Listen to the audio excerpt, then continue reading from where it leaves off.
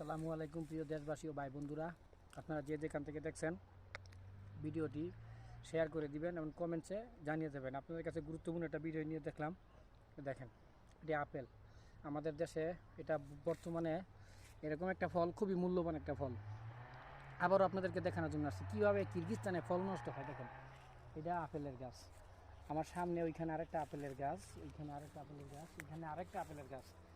আপনারা দেখেন কি অবস্থা, দেখেন এই যে দেখেন আপেল, দেখেন এখানে মনকে মন, কেজিতে কেজি আপেল পড়ে আছে, খাবার মতো কেউ নাই। আমরা খাই আপেল, খুব মিষ্টি, কালারটা দেখলে তো বুঝতে পারতেছেন। এই দেশে জায়গায় জায়গায় ফলের গাছ আছে কিন্তু খাবার কেউ নাই।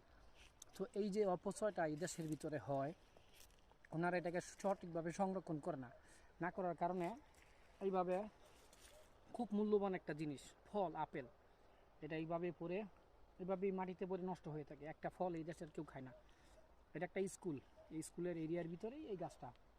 তো যাই হোক, আপনারা এই ফলটা পেলে কী করতেন আপনারা অবশ্যই কমেন্ট করে জানাবেন, এবং আপনারা শেয়ার করে বন্ধুদের মাঝে ভিডিওটা ছড়িয়ে দিবেন যে এইভাবে অপচয় করাটা কি আসলে কি সত্যি ঠিক হচ্ছে কি না। তো যাই হোক, যারা আপনারা আমাদেরকে ভালোবাসেন, আমাদের ভিডিও দেখেন, অবশ্যই আপনাদেরকে ধন্যবাদ আমাদের কষ্ট করে ভিডিওটা দেখার জন্য। তো যাই হোক, আপনারা কিছু বলুন।